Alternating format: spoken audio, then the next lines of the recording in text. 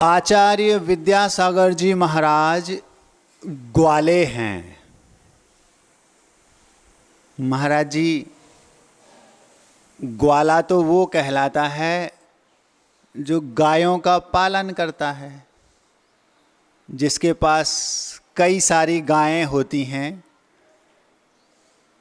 खेत आदि होते हैं, गायों को रखने का स्थान होता है, दूध दही घी आदि का जो व्यापार आदि करता है, भूसा घास आदि रखने का जिसके पास स्थान होता है, जंगलों में जो गायों को लेकर चराता है, खिलाता पिलाता है, वो ग्वाला कहलाता है, जिसको गोपाल बोलते हैं। आचार्य श्री के पास तो ऐसा कुछ है ही नहीं, ना भी एक गाय उनके आसपास दिखती है और ना उनके पास कोई घर मकान खेत आदि हैं। फिर आप किस अपेक्षा से उन्हें ग्वाला कह रहे हैं? ग्रंथों में मुनिराज को गाय की उपमा दी गई। एक स्थान पर जो दिगंबर मुद्राधारी निर्ग्रंथ वीतरागी तपोधन हैं, उनसे कहा कि वो किसी अपेक्षा से गाय हैं। मतलब जो महाराज आपके मंच पर बैठे हैं, एक अपेक्षा से ये गायें बैठी हैं। कहाँ कहा महाराज? कौन से ग्रंथ में कहा? जब मुनिराज आपके चौके में आहार लेने जाते हैं तो 5 प्रकार से उन्होंने वहाँ की व्यवस्था बताई, कैसे आहार लेते हैं। एक उन्होंने कहा कि महाराज गर्त पूरण, गर्त का मतलब होता है गड्ढा। आपके चौके में आहार लेने आए तो गड्ढा भरने के लिए, जैसे गड्ढे में आपने मिट्टी भी डाल दी, रेत भी डाल दी, पत्थर भी डाल दिए, पन्नी कागज और कुछ भी डाल दिया, जैसे तैसे वो गड्ढा भर तो जाए। ये एक व्यवस्था हो गई गर्त पूरण। ये मुनिराजों को कहा कि आपको आहार लेने जो भी आपके चौके में आहार लेने महाराज जाते हैं, वो गड्ढा भरने जाते हैं। दूसरा उन्होंने कहा अक्षमरक्षण। वो ये कहलाता है, जैसे आप लोगों की गाड़ी होती ना, उसमें बेरिंग होता, बेरिंग, उस बेरिंग में ग्रीसिंग होती है ताकि वो चू चू ना करे। अगर ग्रीस नहीं होगी, उसमें चिकनाहट नहीं होगी तो आवाज़ आएगी। ऐसे ही पहले बैलगाड़ी होती थी, तो बैलगाड़ी में जिसमें जहाँ वो चक्का लगा रहता था, जिस धुरी में, उसमें औंगन डालते थे। वो ऑयल का अथवा ग्रीस का काम करता था, जिससे वो उसका जो गाड़ी का चक्का है वो चू चू नहीं करता था। तो उन्होंने कहा, हे महाराज, आपको भी चौके में आहार लेने जाना है, जैसे वो उस गाड़ी में औंगन डाल देते हैं तो उससे वो चू चू नहीं करता, ऐसी आपकी शरीर रूपी गाड़ी चू चू ना करे, इसके लिए आपको ग्रीसिंग करना है। तो वो ग्रीसिंग के लिए आपके चौके में जाते हैं। 2 बातें हो गई, पहली तो गड्ढा भरने के लिए और दूसरी अक्षमरक्षण ग्रीसिंग करने के लिए। एक तीसरा भी वहाँ पर आता है, उसको उन्होंने कहा कि भौरा देखा, भौरा, भ्रामरी वृत्ति। जैसे भौरा किसी फूल पर बैठ गया और उसके पराग को तो चूस लेगा, लेकिन आप उस फूल को कष्ट नहीं होने देगा। भौरा पराग को तो उस फूल पर बैठकर चूस लेगा, लेकिन उसको जर्रा सा भी कष्ट नहीं होना चाहिए। ऐसी महाराजों की भ्रामरी वृत्ति है, भ्रमर जैसी। भ्रमर मतलब भौरा, कि वो आपके चौके में आहार लेने तो जाएंगे, लेकिन आपको इतना सा भी कष्ट नहीं होने देंगे। कई बार ऐसा होता है, हम लोग जब आहार के बाद चौके से आते हैं तो चौका वाले कहते, तो महाराज जी आज आपके आहार अच्छे से नहीं, बहुत अच्छे से हुए। नहीं महाराज जी, आज आपने चावल नहीं लिया, थोड़ा कड़ा था। नहीं, बहुत अच्छा था। ये हम लोग कह नहीं सकते कि थोड़ा ऐसा था कि वैसा था, कि कच्चा था कि ज़्यादा पक्का था, कि नमक कम था कि ज़्यादा था। कुछ नहीं, कुछ भी हो, क्या कहेंगे? नहीं, बहुत अच्छा था। क्यों? क्योंकि हमें पराग तो चूसना है, लेकिन फूल को कष्ट नहीं होना चाहिए। तो वो फूल आप हैं, आपको कष्ट नहीं देना। क्यों? कोई पैसे थोड़ी लग रहे कि कोई होटल में जा रहा है कि भैया पेमेंट कर दें। कि आप लोग जैसे होटल में जाते हैं ना, तो वेटर को डांट देते हैं, फ्री में खा रहे क्या, ऐसा बोल देते हैं। लेकिन हम लोगों के साथ ऐसी स्थिति नहीं है। तो पहली हो गई गड्ढा भरना, गर्त पूरण। दूसरी हो गई अक्षम रक्षण ग्रीशिंग करना, और तीसरी हो गई भ्रामरी वृत्ति। एक और है चौथी, उसको बोलते हैं उद्राग्नि विद्यापन। मतलब वो ये कहलाती है, जैसे अग्नि जल गई कहीं तो आप उस अग्नि में चाहे नाली का पानी डाल दो तो भी वो बुझ जाएगी, और चाहे आप उसमें कुएं का पानी डाल दो तो भी बुझ जाएगी, बोरिंग का डाल दो तो भी बुझ जाएगी, खारा डाल दो तो भी बुझ जाएगी, नीला पीला काला कैसा भी डाल दो तो भी बुझ जाएगी। तो उन्होंने कहा जैसे अग्नि को किसी भी प्रकार के पानी से बुझाया जा सकता है, वैसे ही आपकी उदराग्नि मतलब उदर मतलब पेट में जो अग्नि मतलब भूख लगी है, उसको प्रशमन करने के लिए चौके में जाना। वो आपको खारा पानी पिला दे तो भी चलेगा, बरसात का पिला दे तो भी चलेगा, हमारे योग्य जैसा आगम में कहा वैसा होना चाहिए। ये 4 बातें तो हो गई। अब वो 5वीं जो प्रासंगिक है वो क्या है? गौचरी वृत्ति। यहां पर महाराज को गाय की उपमा दी। क्या है वो? गौचरी मतलब गौ मतलब गाय। जैसे गाय के सामने आप कभी चारा डालने जाना, किसी ने अगर डाला हो भूसा रखने, तो वो ये नहीं देखती गाय कि डालने वाला कौन है, बूढ़ा है कि युवा है कि बच्चा है कि युवती है कि युवक है, कौन है, इससे उसको कोई मतलब नहीं। बूढ़ी दादी है कि नई दुल्हन है, इससे कोई मतलब नहीं, उसे तो केवल चारे पर दृष्टि है। हम लोगों के लिए आगम में लिखा कि आपको गौचरी वृत्ति होना चाहिए। मतलब उस समय जिस समय चौके में आहार लेने महाराज जा रहे हैं, उस समय महाराज गाय के समान हैं। कुछ भी जो देने आ रहा है वो क्या दे रहा है ये देखना, कौन दे रहा है ये नहीं देखते। तो इस अपेक्षा से मुनिराज भी गाय हैं। एक अपेक्षा ये हो गई। एक दूसरी और बड़ी जबरदस्त अपेक्षा है। 5 प्रकार हमने आपके सामने रखे। गड्ढा भरना एक, दूसरा अक्षम रक्षण मतलब ग्रीसिंग, तीसरा भ्रामरी वृत्ति, भौरे के समान सामने वाले को दाता को कष्ट नहीं होना चाहिए, चौथी उद्राग्नि प्रशमन मतलब ठंड खारा मीठा कैसे पानी डालो उसको तो अग्नि का बुझाना है, और 5वां गौचरी वृत्ति। ये 5 प्रकार से मुनिराज आपके आहार लेने इन 5 उद्देश्यों को ध्यान में रखकर जाते हैं। इसमें एक बड़ी मज़ेदार बात है, यदि आप लोग हंसें ना तो बताऊं। आचार्य श्री जी नेमावर में थे। नेमावर में आचार्य श्री जब सारे महाराज थे आहार लेकर आए, पुरानी बात है अभी नहीं, जब पहले बहुत सालों से आचार्य श्री जी नेमावर जा रहे हैं। तो एक बार की बात है कि जब आहार के बाद सारे महाराज एकत्रित होकर के भक्ति होती है, भक्ति, तो उसमें आप लोगों ने कभी देखा हो यदि दूर से कि सारे महाराज बैठ जाते हैं और आचार्य श्री ऊपर बैठे रहते हैं पाटे पर। तो एक एक महाराज बोलते हैं आचार्य श्री जी आहार ठीक हुए, तो आचार्य श्री जी ऐसे एक एक को क्रम से आशीर्वाद देते हैं, और एक राउंड चलता है, और फिर दूसरे राउंड में पहले ये बताना पड़ता है हम लोगों को कि हाँ आचार्य श्री आहार ठीक हुए, जिसको अंतराय होगा उसको अंतराय बताना पड़ता है, किस कारण से अंतराय होगा ये भी बताना पड़ता है। ऐसा नहीं कि अंतराय हो गया तो शांत हो गए, अंतराय हुआ तो पूछेंगे क्या हो गया, अच्छा सी बाल आ गया अथवा जीव आ गया। तो एक राउंड ये चलता है, सबको ये बताना पड़ता है कि आहार ठीक हुए अथवा अंतराय आ गया, और दूसरा राउंड ये चलता है, फिर से वही सिस्टम चलता है यूं क्यों कि आचार्य श्री जी कल क्या करना चाहते हैं, कि उपवास करना चाहते हैं कि एकासन करना चाहते हैं, ऐसा। तो दूसरे दिन का भी कोई बेला भी करना चाहता है तो वो उसी दिन बता देता है। तो एक बार की बात है आचार्य श्री जी थे, एक महाराज जी सबका राउंड ये चल रहा था क्रम से एक एक करके, हाँ ठीक हुए आचार्य श्री ठीक हुए, आहार आचार्य श्री ठीक हुए।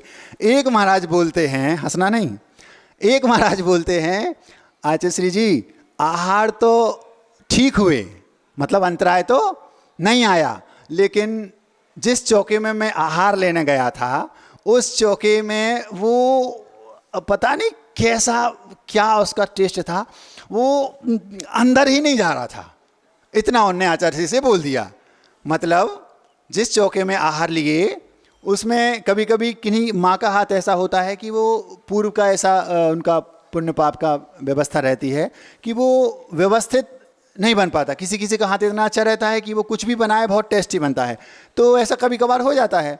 तो उनने आचार्य श्री से सारे महाराजों के सामने बोल दिया आचार्य श्री जी आहार तो ठीक हुए लेकिन वो अंदर नहीं जा रहा था। हम उसको बहुत बार बार चबा रहे थे, लेकिन वो लिक्विड तो अंदर हो रहा था, लेकिन वो घाटी नहीं उतर रहा था। ऐसा आचसी से बोल दिया। अब आचसी ने सुना और धीरे से नीचा मुंह करके हंस दिए, कुछ नहीं बोले। हाँ, नेक्स्ट आगे वाले को करके और पूरा राउंड हो गया। जब दूसरा राउंड चला तो फिर उनकी बारी आई जिनने बोला था। फिर आचसी ने उनको देखा और जोर से हंस दिया और फिर आगे चल के बढ़ गए। जब दोनों राउंड हो गए, अब उसके बाद भक्ति होती है। तो भक्ति के पहले आचसी सिर नीचा किए यूं बैठे और चुपचाप नीचा सिर किए हंस रहे। तो जो आगे बड़े महाराज बैठे थे, आचसी क्या हो गया? तो धीरे से आचसी, क्योंकि वो आचसी बहुत चुटकी लेते हैं, जितने सीधे दिखते हैं नहीं उतने, तो धीरे से आचसी बोलते हैं उन महाराज की ओर देखकर, उनका नाम लेकर, नाम तो मैं नहीं बताऊंगा, बोलते हैं क्यों आहार लेने जहाँ गए थे, क्या बोल रहे आप? अंदर नहीं उतर रहा था, ठीक नहीं लग रहा था। बोले आहार तो ठीक हुआ ना? जी आचसी। तो फिर धीरे से आचसी बोलते हैं ये तो सोचो, तुम्हें तो उसके हाथ का केवल एक बार आज खाने मिला, उसके बारे में तो सोचो जिसको जीवन भर उसी के हाथ का खाना है। समझे? ऐसी चुटकियां आचसी लेते रहते हैं। हम लोगों को उन्होंने कहा कभी किसी से कुछ बोलना नहीं, कैसा भी हो, बहुत अच्छा बहुत अच्छा, उसको कष्ट नहीं होना चाहिए। तो यहाँ पर गौचरी वृत्ति जो हमने कहा वो प्रासंगिक है, इस अपेक्षा से गाय कहा महाराजों को। मैं आपको ये बता रहा हूँ कि आचार्य श्री जी ग्वाले हैं तो क्यों। एक दूसरी अपेक्षा और रखता हूँ, फिर अपनी बात आपके सामने रखूँगा। वो क्या है? एक दूसरी अपेक्षा से भी महाराजों को गाय कहा। कैसे गाय कहा महाराज? ऐसे गाय कहा कि जैसे गाय सूखा भूसा और सूखी घास खाती है फिर भी मीठा दूध अमृत के तुल्य आपको देती है, ऐसे ही मुनि महाराज भी रूखा सूखा भोजन चौके में आहार में लेते हैं और उसके बाद भी मीठे मधुर वचन आपके सामने दिन भर प्रसन्न मुद्रा में रहते हैं, दूसरे को प्रसन्न कहते रहते हैं। इस अपेक्षा से भी महाराज गाय के समान हैं। महाराज जी रूखा सूखा खाते ये कैसे मान लें? सट रस मिश्रित भोजन होता है। सट रस मिश्रित आप करते हैं, लेकिन महाराज सट रस समझते हो? हमारा समझते हैं गन्ने का रस, अनार का रस, आम का रस, अंगूर का रस, मौसम्बी का रस, संतरे का रस होगा सट रस। ये 6 रस नहीं, 6 रस वो कहलाते हैं दूध, दही, घी, नमक, मीठा और तेल। ये 6 रस हैं। ये 6 रस मात्रा बढ़ने से फैट बढ़ता है, शरीर के लिए पुष्टिकारक होते हैं। तो आप लोगों ने कभी देखा होगा बुंदेलखंड में आज भी ये चलता है, पहले पूरे देश में चलता था कि लोग 6 दिनों में, एक हफ्ता में 7 दिन होते हैं, तो 6 दिनों में ये 6 रस और एक दिन एक हरी। हरी समझते हो? हरी माने भगवान, वो नहीं। हरी मतलब जो सब्जियां होती ना, लौकी, गिलकी, भिंडी, ये, और जो आम पपीता आदि फल होते, ये सब हरी में आते हैं। तो पहले क्या करते थे लोग, एक एक दिन एक एक रस का त्याग करते थे। आज नमक नहीं खाएंगे, दूसरे दिन शक्कर नहीं खाएंगे, तीसरे दिन हरी नहीं खाएंगे, चौथे दिन तेल नहीं खाएंगे, 5वें दिन दूध नहीं खाएंगे, 6वें दिन दही नहीं खाएंगे, 7वें दिन नमक नहीं खाएंगे। ऐसा एक एक दिन का त्याग कर। इसका बड़ा एक साइंटिफिक रीज़न है। उसमें होता क्या है, जैसे ही हम इनका त्याग करके एक एक दिन खाते हैं तो शरीर में उस चीज़ की मात्रा, नमक की मात्रा अनबैलेंस हो गई, तो वो एक दिन नहीं खाएंगे तो वो बैलेंस्ड हो जाएगा। दूध ज़्यादा लेंगे रोज रोज, तो एक दिन दूध नहीं लेंगे तो वो बैलेंस बराबर हो जाएगा। इससे शरीर स्वस्थ रहता है और हमारी जिह्वा इंद्री पर कंट्रोल होता है। मान लो आपको मीठा पसंद है, एक दिन नहीं खाओ, महाराज कैसे खाते होंगे ये सोच लो, तो शरीर भी स्वस्थ रहेगा। नहीं तो फिर क्या होगा, 50 साल के बाद 50 हजारों प्रकार के नए नए रोग आपको हो जाएंगे। आज हो रहे हैं। वो इसी का कारण ये है। पहले लोग स्वस्थ रहते थे, क्यों? क्योंकि वो लिमिटेड भी खाते थे और जैनिज्म के अनुसार खाते थे, जो व्यवस्था दी गई है। तो इस अपेक्षा से जो 7 दिन की 7 रसी हैं, आचार्य विद्यासागर जी महाराज एक एक दिन की रसी नहीं करते। वो केवल इन 7 में से ना तो कोई फल लेते हैं, मतलब आम पपीता अंगूर आदि, ना तो कोई वनस्पति सब्जियां लेते हैं, वेजिटेबल जिसको बोलते हैं, लौकी, गिलकी, ककड़ी आदि, ना कोई ड्राई फ्रूट्स लेते हैं, ना तेल लेते हैं, ना दूध लेते हैं, आजीवन त्याग इन सब का उनका, ना ही नमक लेते हैं और ना ही मीठा गुड़ शक्कर ये कुछ लेते हैं। अब आप सोच लो, इतना रूखा सूखा खाते हैं, केवल दाल चावल रोटी दलिया खिचड़ी, बस इतना रूखा सूखा, वो भी बिना नमक के, बिना मीठे आदि के। और इतना मीठा बोलते हैं कि अगर एक बार भरी सभा में हाओ बोल दें तो सारी सभा झूम उठती है। ये है रूखा सूखा लेते हैं फिर भी मीठा बोलते हैं, मीठे रहते हैं, इतने सुंदर दिखाई देते हैं। 50-55 सालों से एक बार भी नहीं नहाया, और आप लोग रोज डब साबुन से नहाते हैं, फिर भी दिन में 3 बार नहाना पड़ते हैं, फिर भी बदबू आती है। ये है उनकी संयम की सुगंधी। तो इस अपेक्षा से भी मुनिराज को गाय कहा। किस अपेक्षा से? रूखा सूखा खाती है गाय, फिर भी मीठा अमृत तुल्य दूध देती है। वैसे मुनिराज भी रूखा सूखा खाकर मीठे वचन प्रमुदित करते रहते दूसरों को। दोनों अपेक्षाओं से मुनिराज गाय हैं। और इतनी सारे मुनिराजों के जो स्वामी हैं, मुनिराजों को क्या कहा? 2 अपेक्षाओं से गाय। तो जो इतनी सारी मुनिराजों के मतलब गायों के स्वामी हैं, तो जो गायों का स्वामी वो गोपाल, और जो गोपाल मतलब वो ग्वाला। तो यदि मैंने ये कहा कि आचार्य विद्यासागर महाराज ग्वाले हैं, तो क्या गलत कहा? नहीं कहा। इस अपेक्षा से आचार्य श्री जी मुनिराज रूपी गायों के स्वामी हैं, तो वो गोपाल हैं, ग्वाले हैं। अब हम अपनी बात आपके सामने रखते हैं। आचार्य श्री जी ग्वाले सिद्ध हो गए। एक जंगल में आग लग गई, पूरी इतनी भयंकर आग लगी कि चारों ओर सारे पशु मृग आदि जितने भी जंगली जानवर थे वो सब उस आग में झुलस रहे हैं, और वृक्ष भी धू धू करके जलते जा रहे हैं। पास में एक वृक्ष था, उस वृक्ष पर एक व्यक्ति बैठा है, और वो व्यक्ति उस आग में झुलसते हुए लोगों को देख रहा है, और देखते देखते कुछ उसको ये टेंशन नहीं हो रही कि वो थोड़ी देर बाद आग मेरे वृक्ष पर भी आएगी और मैं भी जल जाऊंगा। स्टोपदेश में एक कारिका लिखी, विपत्तिमात मनोमूढ़ा परेशान विनेक्षते दहमान मृगा कीड़े वनांतर तरुस्थवत। ये पूज्यपाद स्वामी ने स्टोपदेश ग्रंथ में लिखा। इसका अर्थ है कि हम दूसरे की विपत्ति, जो सामने वाले की विपत्ति में पड़ा है, दुख में पड़ा है, कष्ट में पड़ा है, उसकी विपत्ति को देखकर हमें ये कष्ट नहीं हो रहा है कि ये विपत्ति कल मेरे पास भी थोड़ी देर बाद आने वाली है। जैसे वो वृक्ष पर बैठा सामने धू धू कर कल जलते हुए वृक्षों को और जानवरों को देखकर जल रहे हैं, ये तो देख रहा है। वनांतर तरुस्थभत, तरु के ऊपर स्थित है और बैठा, वो ये नहीं समझ रहा कि ये विपत्ति आज उनकी है, थोड़ी देर बाद मेरे ऊपर आएगी। उसके दिमाग में ये बात नहीं आ रही। ये हाल दुनिया का है।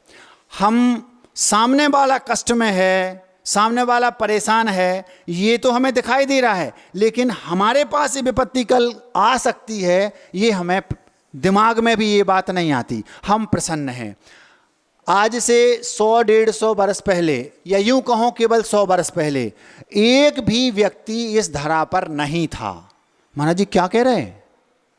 आज से 100 वर्ष पहले या अधिकतम 120 वर्ष पहले जो 700 करोड़ की जनता पूरे विश्व में है, एक भी व्यक्ति इस धरा पर नहीं था। क्या कहा? 700 करोड़ की जनता में से एक भी व्यक्ति इस धरा पर नहीं था। ऐसा कैसे कह रहे हैं महाराज? जितने आज हैं वे एक भी नहीं थे तो मनुष्य बहुत सारे, लेकिन सारे के सारे बदल गए। हमारे 100 वर्ष पहले हमारे दादाजी थे, परदादाजी थे। मैं जो कहना चाह रहा हूँ थोड़ी देर में आ रहा हूँ, थोड़ा सा भूमिका बन रही है। हमारे दादा परदादा आदि थे, कोई है? आज से 100-125 वर्ष पहले जितने लोग थे, एक भी है क्या? एक भी घर ऐसा विश्व में नहीं है जिस घर में किसी की अर्थी ना उठी हो। एक भी घर पूरे विश्व में ऐसा नहीं है जिस घर में, जिस परिवार में किसी के घर में किसी का जन्म ना हुआ हो। एक भी घर इस विश्व में ऐसा नहीं है, एक परिवार ऐसा नहीं है जिस घर में, परिवार में किसी के घर में विवाह ना हुआ हो। लेकिन हम आज सुखी हैं और हमारे सामने वाला दुखी है, तो हमें उसको देख करके ये नहीं लगता कि ये विपत्ति हमारे अंदर भी आएगी। किसी के घर में आज कोई व्यक्ति मरण को प्राप्त हो गया, लेकिन हम संवेदना व्यक्त भी नहीं कर पाते। क्यों? क्योंकि ये उसके यहाँ हुआ। हम ये भूल जाते हैं कि ये कल हमारे यहाँ भी तो होगा। किसी के घर में आज शहनाई बज रही है तो हमें ये समझ में नहीं आता कि उसके यहाँ बज रही, हम दुखी क्यों हो रहे? अरे कल हमारे घर में भी बजी थी, अथवा कल बीते हुए कल में हमारे घर में भी बज चुकी है। आज किसी के घर में किसी ने बच्चे ने जन्म ले लिया, उसके यहाँ आनंद मनाए जा रहे हैं, लड्डू बांटे जा रहे हैं। हमारे यहाँ भी सब ने जन्म लिया पहले कई बार, हमने भी हमारे घर में ही तो जन्म लिया था। तो जितनी भी जनता है, ना 100 वर्ष पहले उनमें से कोई एक था और ना अगले 100 वर्ष बाद कोई एक रहेगा। 700 करोड़ जनता में से 100-120 वर्षों के बाद एक भी व्यक्ति इस पूरी दुनिया में नहीं रहेगा। फिर भी दुनिया चलती रहेगी। क्यों? क्योंकि नए नए पैदा होते जाएंगे। तो हमें दूसरे के कष्ट को देखकर यदि द्रवीभूत नहीं हो रहे तो ये समझ लो कि हमारी समस्या बहुत बड़ी है। हमारे हृदय में यदि करुणा नहीं आ रही उसको देख के कि कल भैया हमारे साथ भी तो ये होगा। ये क्यों कह रहा हूँ? बड़ी दर्दनाक घटना मैंने सुनी, वो आपके सामने रख रहा हूँ। करुणा को धवला ग्रंथ में 13वीं पुस्तक में मनुष्य का स्वभाव कहा। उन्होंने कहा यदि किसी के अंदर करुणा है तो अगर मनुष्य हो करुणा ना हो ऐसा हो नहीं सकता। एक मल्टी थी, उसमें 5-6 फ्लैट थे, एक एक में एक एक जाति के व्यक्ति रहते थे। सबसे ऊपर शर्मा जी का मकान था। आप लोग समझ रहे हैं? एक मल्टी थी बिल्डिंग, उस बिल्डिंग में 6 फ्लैट थे, सब में कोई ना कोई अलग अलग रहते थे। एक में जैन साहब रहते थे, एक में मिश्रा जी रहते थे और 2-3 रहते थे। और सबसे ऊपर जो था उसमें शर्मा जी का फ्लैट था, उसमें शर्मा जी अपने पूरे परिवार के साथ रहते थे। करुणा क्या है इसके बारे में हम आपके सामने थोड़ी सी बात रख रहे हैं। आचार्य श्री जी का एक हाइको है, पर की पीड़ा अपनी करुणा की परीक्षा लेती। सामने वाला यदि कष्ट में है, पीड़ा में है, दुख में है, और यदि हमारे अंदर करुणा के भाव नहीं आ रहे हैं तो अथवा आ रहे हैं तो वो उसकी करुणा से हम अपने आप को परीक्षित कर लें कि हमारे अंदर उस करुणा का लेवल कितना है। ये हम इस दृष्टांत के माध्यम से आपके सामने रख रहे हैं। मल्टी है, उसमें 6 परिवार रहते हैं। सबसे ऊपर शर्मा जी का मकान है। शर्मा जी के एक बेटा है, सुंदर उसकी बहू है, एक उसका नाती भी है, शर्मा जी की पत्नी भी है और उसकी एक बेटी है जिसका विवाह भी हो गया और उनका भी एक बेटा है। सारा परिवार है। दिवाली के कुछ दिनों बाद छुट्टियां थीं। शर्मा जी ने अपनी बेटी को दामाद के साथ और नाती के साथ बुलाया और कहा कि आप लोग सब एक कोई टूर बना लें, तीर्थ यात्रा पर हो आएं। शर्मा जी केवल घर में अकेले रुक गए और सारे के सारे उनके परिवार के लोग एक गाड़ी में बैठ कर के तीर्थ यात्रा पर चल दिए। अब घर में केवल कौन है? शर्मा जी और उनकी पत्नी मतलब दादी, बेटा, बहू, बेटी और दामाद और उनके बच्चे। सारे के सारे लोग उस गाड़ी में बैठकर तीर्थ यात्रा के लिए निकल पड़े। 5-6 दिन हो गए। अचानक कहानी में ट्विस्ट आया। फोन आया कि वो कश्मीर के आसपास कहीं थे। तीर्थ यात्रा करते करते उनने सोचा थोड़ा सा उस ओर भी मुड़ जाएं, बच्चे हैं। अचानक वो गाड़ी खाई में गिर गई। एक भी व्यक्ति उस गाड़ी में जीवित नहीं बचा, ना दादी, ना बेटा, ना बेटी, ना माँ, ना कुछ नहीं। अब ये बात जब शर्मा जी के कान में पहुंची तो शर्मा जी का क्या हाल हुआ होगा आप कल्पना कर सकते हैं। जिसका भरा पूरा परिवार एक पल में नष्ट हो गया, उस पर क्या बीतेगी आप कल्पना कर सकते हैं। अब उस मल्टी में जो 5-6 परिवार थे, शर्मा जी सबसे ऊपर अपने घर में, काटो तो खून नहीं, इतने दुखी पूछो मत। बार बार मूर्छित हो रहे हैं, फिर गिर रहे हैं। क्यों? क्योंकि सारा परिवार पल मात्र में नष्ट हो गया। सबसे नीचे जो व्यक्ति रहते थे, अब पर की पीड़ा अपनी करुणा की परीक्षा लेती। उन 5 की परीक्षा उन पर की पीड़ा से हो रही है। मतलब पीड़ा है दूसरे की, लेकिन उन पांचों के अंदर करुणा कितनी है, लेवल कितना है, कितने नंबर, कितने पॉइंट्स, कितने मार्क्स उनको करुणा की अपेक्षा से मिलेंगे, ये पर की पीड़ा से हमें देखना है। सबसे नीचे जो फैमिली रहती थी वो एक बार भी ऊपर चढ़कर नहीं गए शर्मा जी से ये पूछने कि शर्मा जी आप किस स्थिति में हैं, आपका क्या हाल है, आप पर क्या गुजर रही है, एक बार भी नहीं पूछा। इसको हम कहेंगे संवेदना शून्य व्यक्ति, पत्थर दिल जिसको आपको कह सकते हैं, जिसको आप कह सकते हैं। मतलब वो तो दूसरी जाति के थी, अरे भैया दूसरी जाति को थे, मानवता तो थी उनके अंदर, मनुष्य तो थे। महाराज जी हम तो निश्चयवादी हैं, व्यवहार के बिना निश्चय की प्राप्ति होती नहीं। वो व्यक्ति रेत में से तेल निकालना चाहता है जो केवल आत्मा आत्मा रट रहा है, बिना व्यवहार के निश्चय को प्राप्त किया नहीं जा सकता। निश्चय की प्राप्ति ही हमारा लक्ष्य है, लेकिन व्यवहार की गाड़ी में बैठना ही पड़ेगा। एक बार भी वो शर्मा जी के पास नहीं गए, संवेदना शून्य थे। एक बार भी उन्होंने ये नहीं कहा, ये नहीं पूछा कि शर्मा जी आपका क्या हाल है। और जो दूसरे थे, एक भी नंबर करुणा के मामले में परीक्षा हो गई, उन्हें नहीं मिला। दूसरे जो थे, दूसरे जो सज्जन, दूसरी फैमिली थी, वो गए, सुबह भी गए, शाम को भी गए, और पूछकर देखकर शर्मा जी का हालचाल पूछकर, अरे शर्मा जी ये तो जगत का स्वभाव है, ऐसा कहकर वापस आ गए। और फिर उसके बाद नहीं गए। क्यों? क्योंकि ये तो सब शर्मा जी होता ही रहता है। इनको 20-25% नंबर हम करुणा के मामले में दे सकते हैं। आपको ऐसा लगता है कि सामने वाले की पीड़ा से, सामने वाले के कष्ट को हम दूर करेंगे तो उसका कष्ट दूर होगा। वस्तुतः वास्तविकता ये है कि सामने वाले का कष्ट दूर नहीं करते, हमें उसकी पीड़ा को देखकर हमारे हृदय में पीड़ा होती है, और वो पीड़ा दूर हम स्वयं की करते हैं। तीसरे व्यक्ति जो गए, वो गए और उन्होंने शर्मा जी से कहा घबराइए नहीं। सुबह भी गए, शाम को भी गए, उनकी व्यवस्था की, थोड़ी देर जो मेहमान उनके यहाँ आए थे रोका, उनकी थोड़ी सेवा शुश्रूषा की, घंटे 2 घंटे बैठे, 2-4-6 दिन तक लगातार जाते रहे। ये तीसरे प्रकार के व्यक्ति थे। चौथे एक और सज्जन उसी बिल्डिंग में जो रहते थे, वो गए, उन्हें पता था कि शर्मा जी रिटायर हैं और उन्हें 50,000 रुपया पेंशन मिलती है।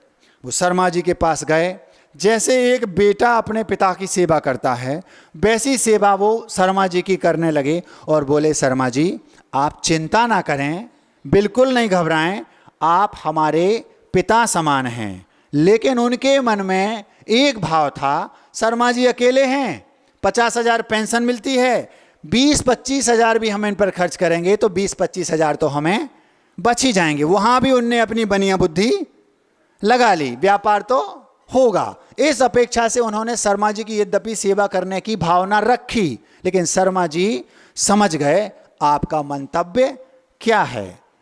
5वें जो अंतिम थे जैन साहब, वो पहुंचे उनके पास।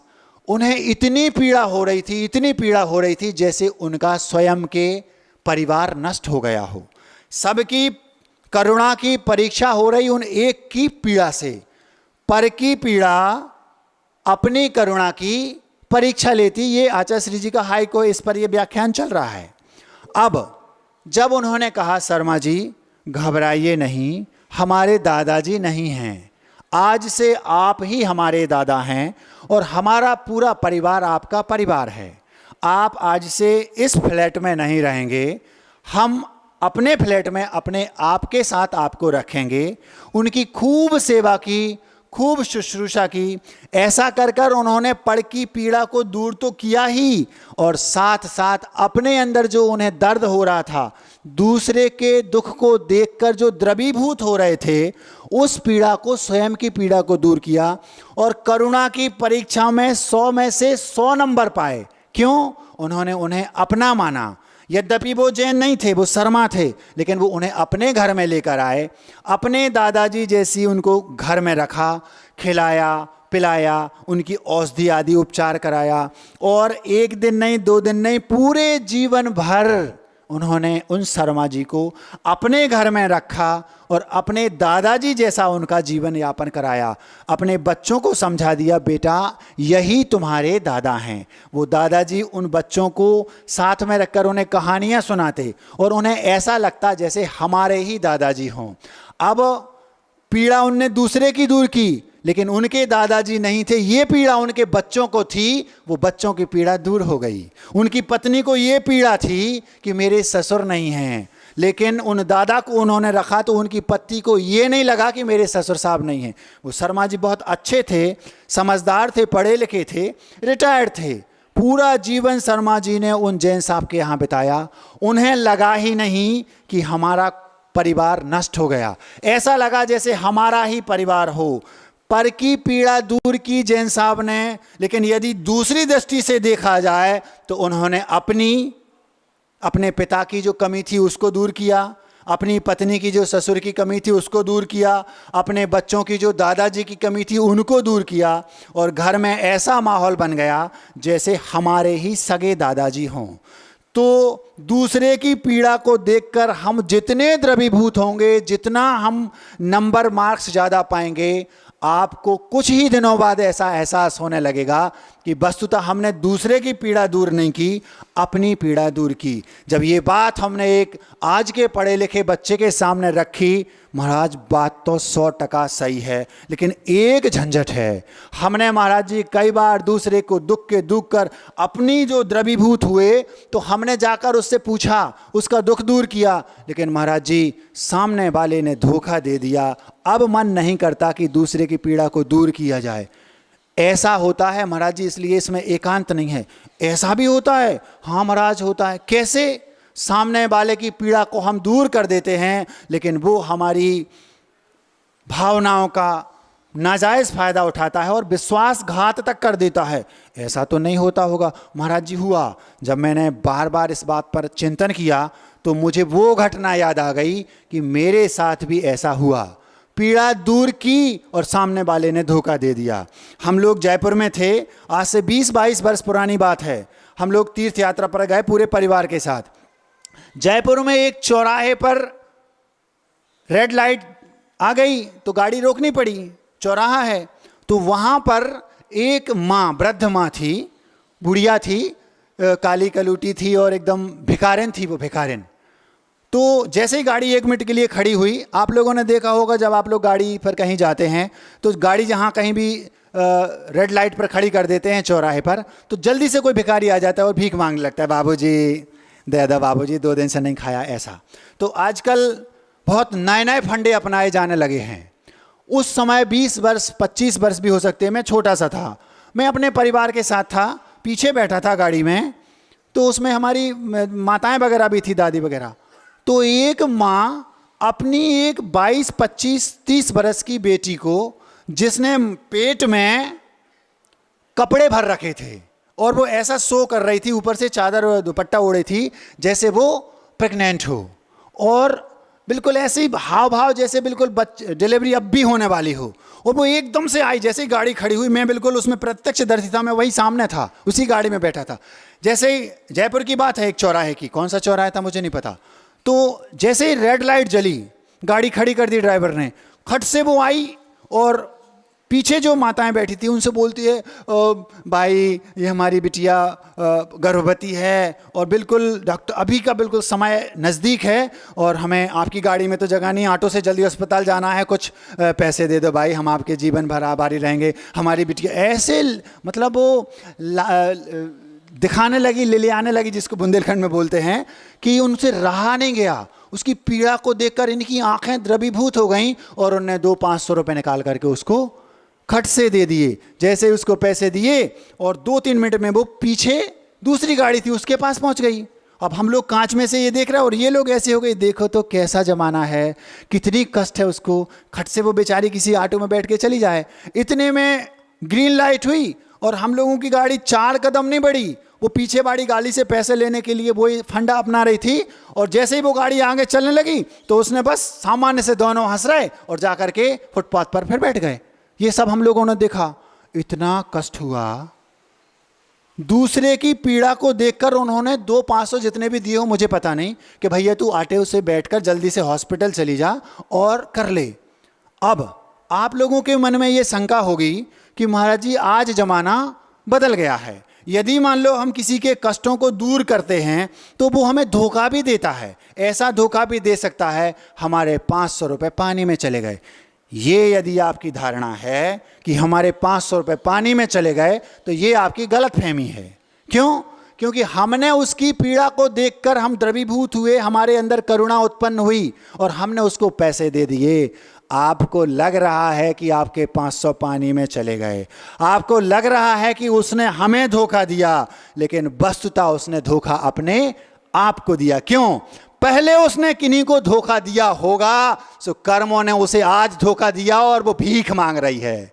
और आपने पहले ऐसे ही किसी को 500-200 रुपए दे दिए तो थे 100-200 रुपए, लेकिन उसी का परिणाम है कि वो आपसे भीख मांग रही है और आप भीख दे रहे हो।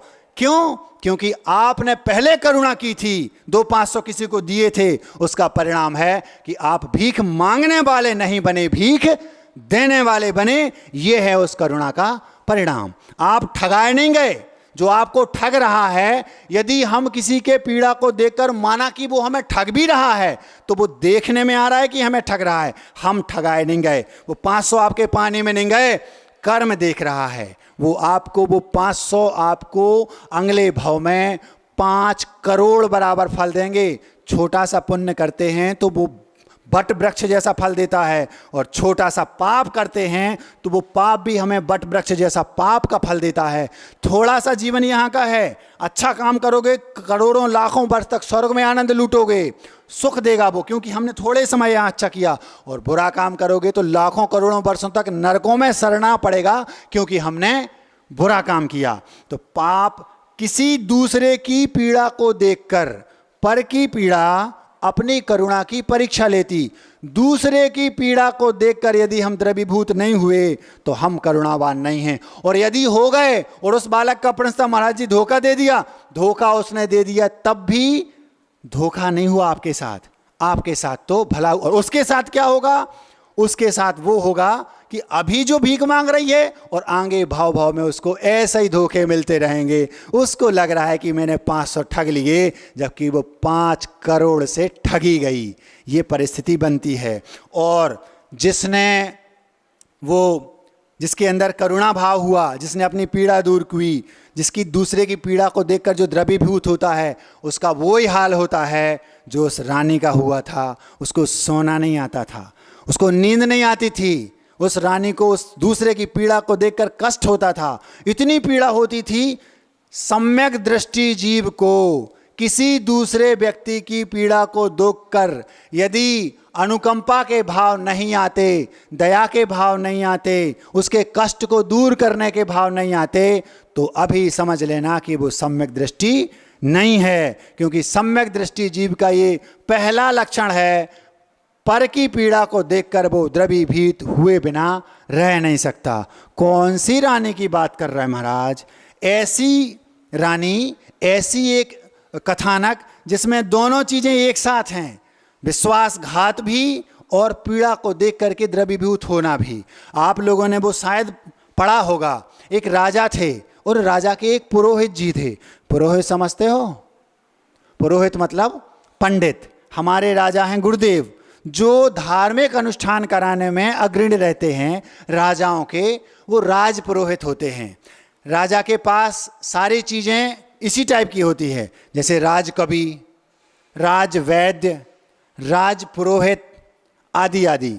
जैसे आचार्य जी जो प्रतिष्ठा आदि कराते हैं ना, पंचकल्याणक प्रतिष्ठा, वेदी प्रतिष्ठा, तो उनके पास भी एक पुरोहित हैं। आप लोग जानते होंगे, सारी प्रतिष्ठाएं पंचकल्याणक प्रतिष्ठाएं वो ही कराते हैं। ऐसे ही उन राजा के पास एक श्रीभूति नाम के पुरोहित थे। उन पुरोहित का सत्यघोष नाम पड़ गया। वो इतने सत्यवादी थे दिखाने के लिए दुनिया को, कि उन्होंने अपने वस्त्र शरीर पर जनेऊ डाल रखा था। जनेऊ समझते हो? एक 2 धागा होता है, वो पहले पहनते थे, आजकल लोग नहीं पहनते। उस जनेऊ में एक कैंची बांध रखी थी। कैंची इसलिए बांध रखी थी कि मैं सत्यवादी हूं, यदि कोई मुझे झूठा सिद्ध कर दे तो इस कैंची से मैं अपनी जिह्वा काट लूंगा। आप लोग एक बात ध्यान रखना, कोई व्यक्ति यदि आपके नॉर्मल लाइफ में जरूरत से ज्यादा झुक रहा है, नम रहा है, पक्का मानना कि दाल में कुछ ना कुछ काला है। इतना तो ठीक है कि मैं सत्यवादी हूं, लोग मुझे सत्यघोष कहें, लेकिन मैं कैंची साथ में रखता हूं। यदि कोई मेरे असत्य सिद्ध कर दे, मुझे झूठा सिद्ध कर दे, असत्यवादी सिद्ध कर दे, तो मैं अपनी जिह्वा काट लूंगा। इतना कर रहा है मतलब पक्की बात है कि कुछ ना कुछ दाल में काला है। क्योंकि एक व्यक्ति के घर में एक व्यक्ति पहुंचे और उन्होंने माचिस की तीली उठाई हाथ में, और वो तीली धोखे से उनके हाथ में चली गई। घंटे भर, आधे घंटे बाद वो वापस आए, बेल बजाई, ये तीली वापस देने आया हूं। अच्छा, क्यों? मैं किसी की कोई भी वस्तु को रखता नहीं, चुराता नहीं, मेरा अचौर्य व्रत है। इसको अचौर्य व्रत नहीं कहते। पक्का है जिसको माचिस की तीली लौटाने के लिए आया है, इतनी ईमानदारी दिखा रहा है, पक्का है कि दाल में कहीं ना कहीं कुछ काला है। क्योंकि व्यक्ति जरूरत से ज्यादा झुके, आप अपने आसपास, अपने परिवार में, अपने पड़ोस में ये देख लें, कोई व्यक्ति जरूरत से ज्यादा नम रहा है, झुक रहा है, समझ लेना उस पर जल्दी भरोसा नहीं करना। प्रेम सब पर करो, विश्वास कुछ पर करो, और बुरा किसी का मत करो। क्या कहा?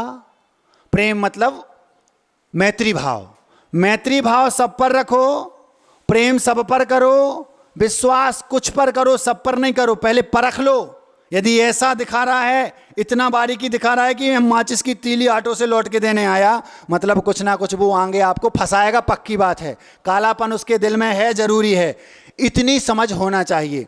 प्रेम अथवा मैत्री भाव सब पर रखो, विश्वास कुछ पर करो, परखने के बाद, सब पर नहीं करना, नहीं तो धोखा दे देगा। और भरोसा कुछ पर करो, लेकिन बुरा कभी किसी का भी मत करो। उसने माचिस की तीली लौटाई, समझ लो गड़बड़ है। अब वो जो श्रीभूति पुरोहित था, वो अपने जनेऊ में कैंची रखता था ताकि हम जिह्वा को काट देना। पूरे नगर में वो प्रसिद्ध हो गया कि ये तो भैया सत्यघोष है, ये झूठ नहीं बोलते। इतने विश्वसनीय बन गए, किसी भी हद तक उन पर विश्वास किया जाता है। उसी नगर में एक व्यक्ति रहता था। वो व्यक्ति विदेश यात्रा पर अपने पिता के साथ जाना चाहता था कि हम बाहर जाएंगे और रत्न व्यापार करने जाएंगे, रत्न कमा कर लाएंगे। उसने सोचा सबसे ज़्यादा विश्वसनीय व्यक्ति कौन है, तो उसने कहा एक काम करते हैं, ऐसा व्यक्ति ढूंढो जिसके पास हम कुछ अपनी जो सामग्री रखी है मेहनती वो रख दें। 5 उसके पास बहुमूल्य रत्न थे। उसने कहा घर में ना रखा जाए, इन 5 बहुमूल्य रत्नों को पुरोहित के पास रख दो, क्योंकि वो सत्यघोष है, प्रसिद्ध है, सत्य उसका बहुत प्रसिद्ध है।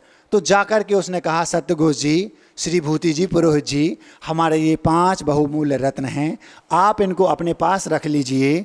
मैं विदेश यात्रा पर जा रहा हूँ, व्यापार करने जा रहा हूँ, हम लौट कर आएंगे तो अपने वापस 5 रत्न ले लेंगे। ये उसने विश्वास कर लिया। हर एक पर विश्वास नहीं करना, लेकिन उसने सोचा अब इतने प्रसिद्ध हैं तो कर लो।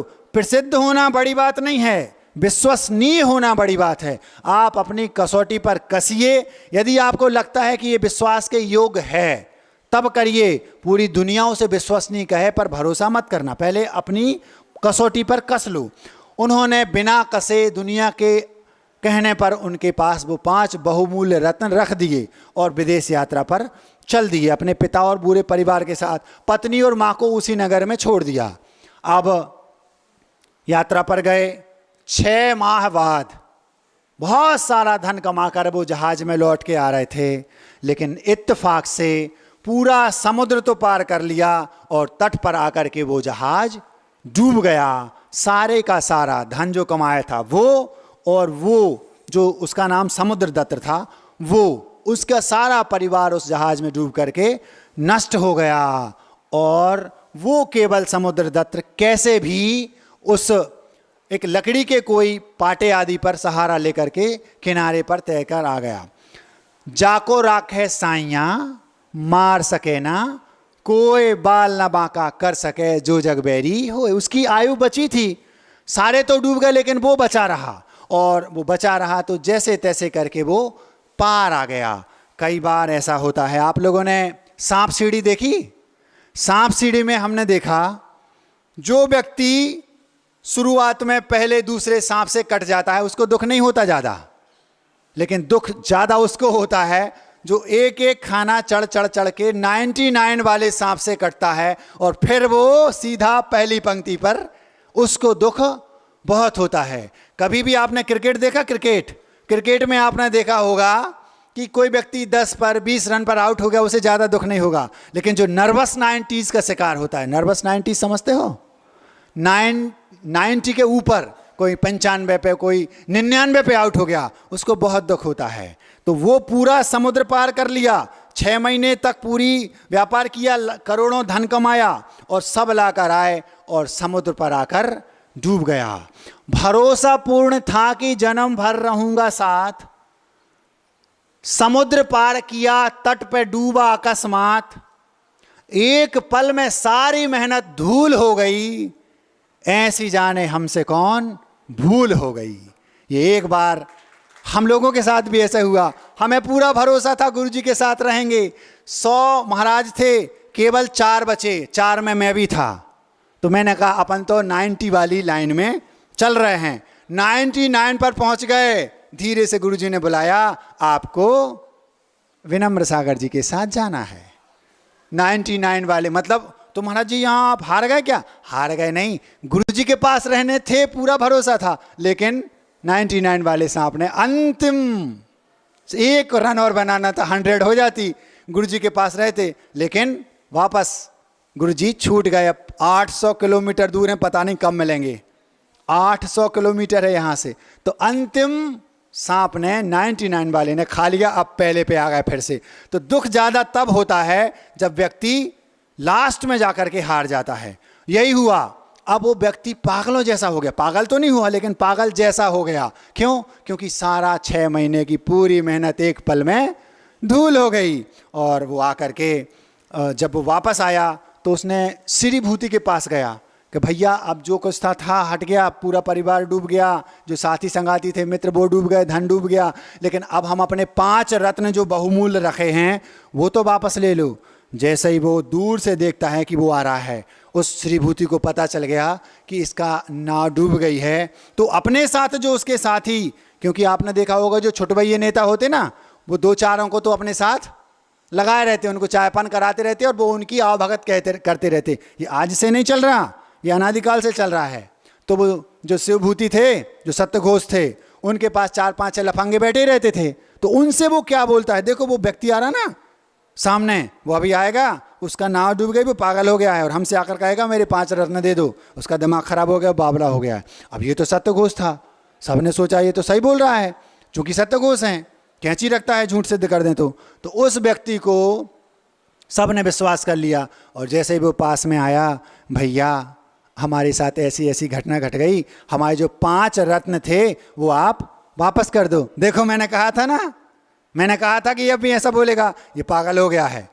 और उसको उनने धीरे धीरे धीरे वो बात पूरे नगर में फैल गई और उसको पागल घोषित कर दिया। आप अगर किसी को पागल घोषित करना चाहें, वो पागल हो जरूरी नहीं है। 100-200 लोग एक साथ हो जाओ और एक किसी को पागल बोलना शुरू कर दो, वो सबसे बोलेगा मैं पागल नहीं हूँ, मैं पागल नहीं हूँ। और वो ये बोलेंगे, सब पागल ये कहते हैं कि मैं पागल नहीं हूँ, तुम पागल हो। फालतू में किसी को पागल घोषित किया जा सकता है। आज यही हो रहा है। और उस व्यक्ति को पागल घोषित कर दिया। अब उसके मन में क्या था, उसने तो विश्वास किया लेकिन विश्वासघात करना चाहा किया। अब वो पीड़ित हो गया, इतना दुखी, इतना दुखी, इतना दुखी कि मेरी सारी संपत्ति लुट गई और जो 5 बहुमूल्य बेशकीमती रत्न थे वो इस सत्यघोष ने खा लिए। अब वो 6 महीने तक बस एक ही बात रटता, मेरे सत्यघोष ने, श्रीभूति ने मेरे 5 रत्न ले लिए, वो मुझे लौटा दो। पूरे नगर के लोग उसे पागल मानने लगे, क्योंकि एक ही बात रटता रहता है, जैसे पागल रटता ना, रटता रहा। ये कान में रानी के पहुंच गया। वो राजमहल के बाहर से निकलता तो वो ही रटता, वहां पर एक वृक्ष लगा था उस पर चढ़ा और वो रटता। रानी सो रही थी, सोते सोते सोचती है, उसको इतनी पीड़ा हो रही थी, पर की पीड़ा अपनी करुणा की परीक्षा लेती। रानी को उसकी पीड़ा से पीड़ा नहीं हो रही थी, उसकी पीड़ा से रानी को जो पीड़ा हो रही थी वो उसकी नींद हराम करे थी। रानी रोज सोती तो उसको चैन नहीं आता। राजा ने पूछा, तुम्हें कोई कष्ट है? नहीं राजा, मुझे ये कष्ट है कि वो जो व्यक्ति पेड़ पर चढ़ा चिल्ला रहा है, मैं पिछले 6 महीने से देख रही हूँ। यदि पागल होता तो केवल एक ही व्यक्ति का नाम क्यों लेता है? वो पागल नहीं है। अरे श्रीभूति हमारा राज पुरोहित है, वो झूठ बोलेगा क्या? सत्य घोष वो कैंची साथ में रखता है, यदि वो सत्य कोई उसको असत्य घोषित कर दे तो वो मुंह जबान काट देता है, काट लेगा। आज तक किसी ने उसको असत्य घोषित नहीं किया। रानी बोली, राजा साहब जरूरत से ज़्यादा नम रहा है, कुछ ना कुछ तो गड़बड़ है। राजा बोले, रानी ऐसा आप शक मत करो, सो जाओ। रानी 1 दिन देखा, 2 दिन हो गए, 15 दिन हो गए, रानी को पीड़ा हो रही है। वो व्यक्ति गलत नहीं है, उसकी पर की पीड़ा रानी की करुणा की परीक्षा ले ली, क्योंकि रानी सम्यक दृष्टि थी। कोई भी सम्यक दृष्टि जीव किसी दूसरे के कष्ट को देख करके चैन से बैठ नहीं सकता। यदि आप बैठे हैं तो सम्यक दर्शन अभी आपसे कोसों दूर है। वो रानी पीड़ित हो रही अंदर ही अंदर, उसको दूसरे की पीड़ा दूर नहीं करनी, उसको अपनी पीड़ा दूर करनी है, क्योंकि सम्यक दृष्टि अंदर से द्रवीभूत होता है, पीड़ित होता है, उसको कष्ट होता है। कैसे मैं उसका कष्ट दूर कर दूं? दूसरे दिन रानी ने कहा, राजा साहब बहुत दिन हो गए, मुझे नींद नहीं आती, आप उसको बुलाओ। उसको बुलाया। राजा ने पूछा रानी के साथ, क्या बात है? महाराज मैं पागल नहीं हूँ, लेकिन पागलों जैसा हो गया हूँ, मेरी सारी संपत्ति लुट गई, मैं भिखारी जैसा हो गया, मेरे 5 बहुमूल्य रत्न। सारी कहानी उसने वैसी की वैसी सुना दी। किसको? राजा रानी को।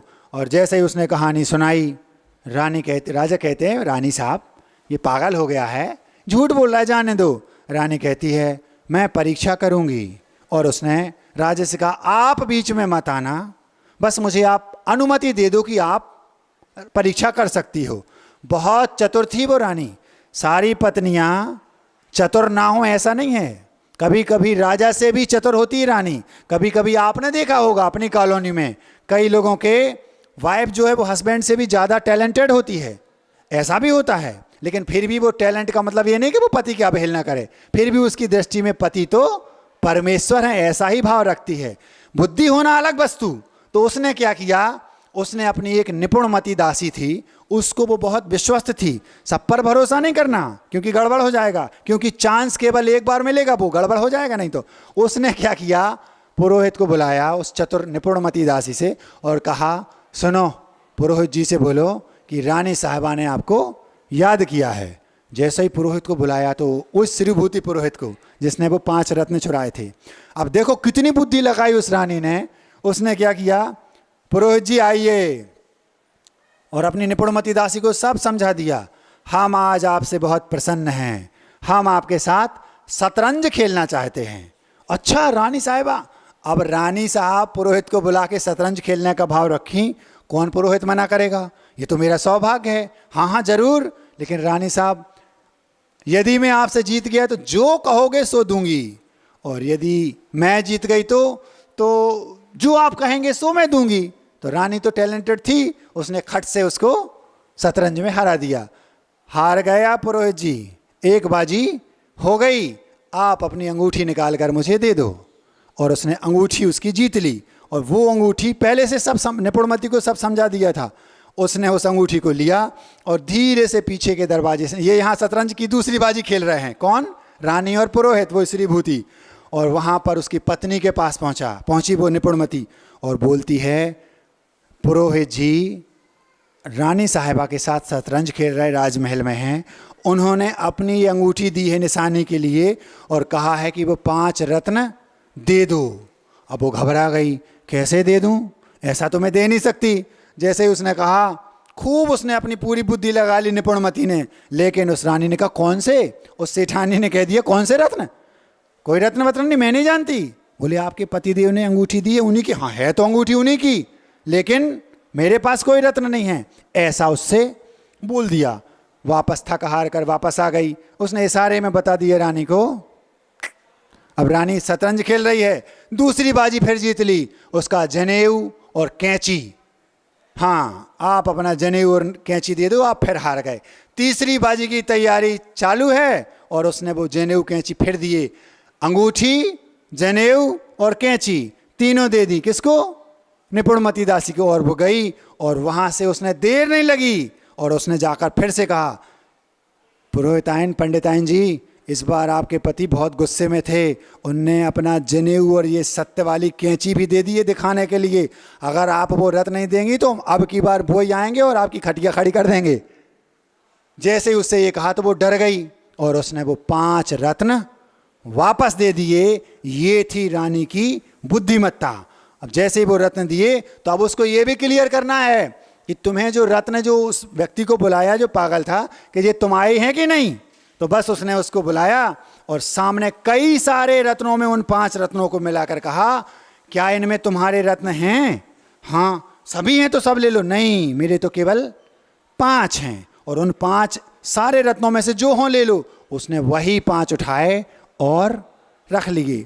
अब यहाँ पर जैसे ही राजा को बताया, उस पुरोहित को बुलाया, उसका सिर नीचा हो गया। दाल में काला था, क्योंकि वो कैंची रख रहा है, जरूरत से ज्यादा नम रहा है।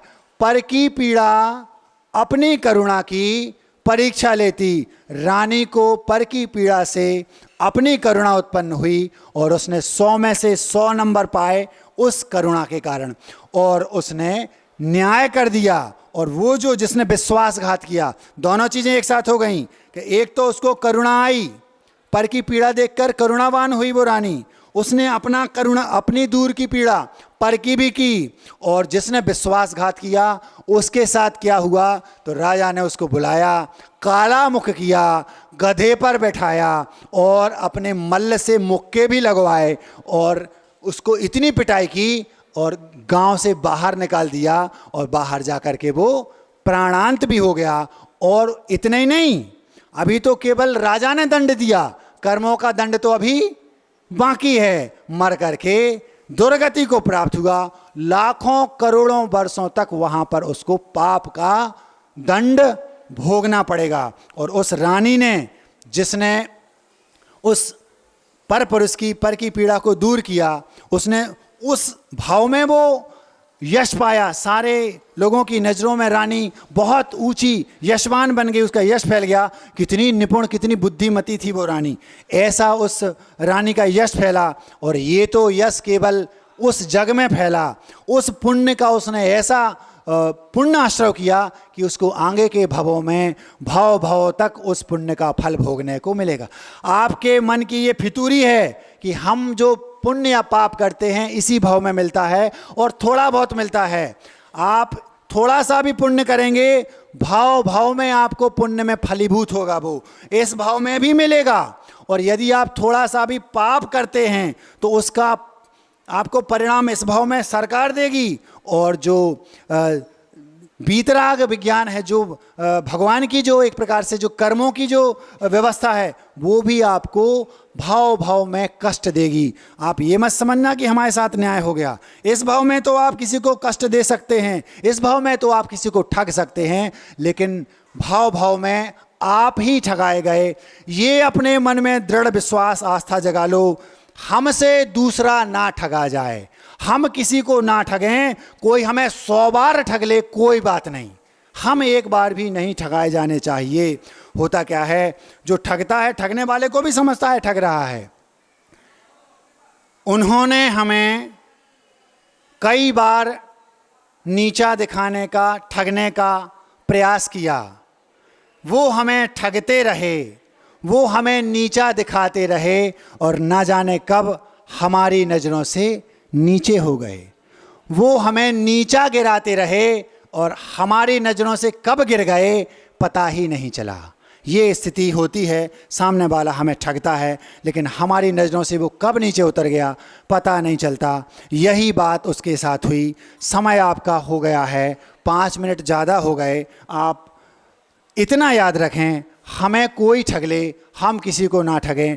दूसरे के पीड़ा को देखकर हम अपनी 100% करुणा को उजागर करें। कुछ दिनों बाद आपको ऐसा लगेगा ठगे हम नहीं गए, पीड़ा हमने दूसरे की दूर नहीं की, अपनी ही की। पर की पीड़ा अपनी करुणा की परीक्षा लेती, ये गुरुदेव का हाई को था। अब समय है मिठाई का। आज सुबह सुबह की बात है, गुरुदेव ही बार बार चिंतन का विषय बन रहे थे, तो सोचा कि गुरुदेव की ही कोई स्तुति परक पंक्तियां आपके सामने रख दूं। विद्यासागर जी महाराज जयवंत हो, हर मुख पर हो नाम आपका, नाम मंत्र हो मात्र जाप का। आप लोग मंत्र बोलते ना, नमो वरिहंताड़म नमो सिद्धाड़म, विद्यासागर विद्यासागर विद्यासागर, ये मंत्र। हर मुख पर हो नाम आपका, नाम मंत्र हो मात्र जाप का, युग युग तक यशगान आपका, धरा गगन पर्यंत हो। विद्यासागर जी महाराज जयवंत हो। हर मुख पर हो नाम आपका, नाम मंत्र हो मात्र जाप का, युग युग तक यशगान आपका, धरा गगन पर्यंत हो। विद्यासागर जी महाराज जयवंत हो। वर्तमान इस कली काल में, गर्मी वर्षा शीत चाल में, मठ मंदिर से दूर निराले, आप ही सच्चे महंत हो। विद्यासागर जी महाराज जयवंत हो। मुरझाया था नई शकल दी, धर्म खिल उठा दशा बदल दी। जब आचार्य श्री जी नहीं थे ना, लोग ये नहीं जानते थे कि पानी कैसे छाना जाता है, लोग ये नहीं जानते थे कि जैन क्या कहलाता है, लोग मंदिर जाना नहीं जानते थे ढंग से। अभी आप 60-70 वर्ष पुराने किसी दादाजी से पूछ लो, वो दादाजी चाव से होटल में जाकर के जलेबियाँ खाते थे, आज भी खाते हैं, लेकिन जानकर, पहले जानते नहीं थे। जो जानकर खाते हैं उसमें पाप ज़्यादा लगता है, जो बिना जाने खाते। कोई जानता नहीं था धर्म की। महाराज ढूंढे ढूंढे नहीं मिलते थे। अच्छे अच्छे विद्वान पंडितों ने लिख दिया, वे गुरु ते गुरु मेरे और बसो। अगर उस समय होते तो वो ये लिखते, ये गुरु मेरे और बसो, मतलब उनके सामने वो थे नहीं। गुरुदेव ने दशा बदल दी। मुरझाया था नई शकल दी, धर्म खिल उठा दशा बदल दी। दसों दिशाओं विदिशाओं में आपकी महिमा अनंत हो। विद्यासागर जी महाराज जयवंत हो। प्राणी मात्र के हित के नाते नित नए दीप जलाते जाते, प्राणी मात्र के हित के नाते नित नए दीप जलाते जाते। आपका विचरण युग युग तक हो, कभी ना इसका अंत हो। विद्यासागर जी महाराज जयवंत हो। कठिन तपस्या परिसय सहते, नीरज बत नित निज में रहते। नीरज समझते हो? नीरज मतलब कमल, जैसा कमल जल में रहकर भी अपने आप में सबसे भिन्न है, ऐसे गुरुदेव सबके साथ रहते हुए भी सबसे एकदम अलग कमल के समान अपने में रहते हैं। कठिन तपस्या परिसय सहते, नीरज बत नित निज में रहते। भारत भू पर संप्रति ऐसे आप निराले संत हो। विद्यासागर जी महाराज जयवंत हो। यूं तो लाखों गुरु हैं जग में, जहां कहीं मिलते पग पग पे। हर दिल पर है राज आपका, आप ही पहली पसंद हो। विद्यासागर जी महाराज जयवंत हो। भगवान को कभी देखे हम ना, हमने भगवान को नहीं देखा, भगवान को कभी देखे हम ना, रंच मात्र फिर भी हमें गम ना। हमने भगवान को नहीं देखा, हमें कोई गम नहीं है। क्यों? भगवान को कभी देखे हम ना, रंच मात्र फिर भी हमें गमना। जिन मुद्रा के धारी गुरुवर, चलते फिरते भगवंत हो। विद्यासागर जी महाराज जयवंत हो। अहिंसा परमो धर्म की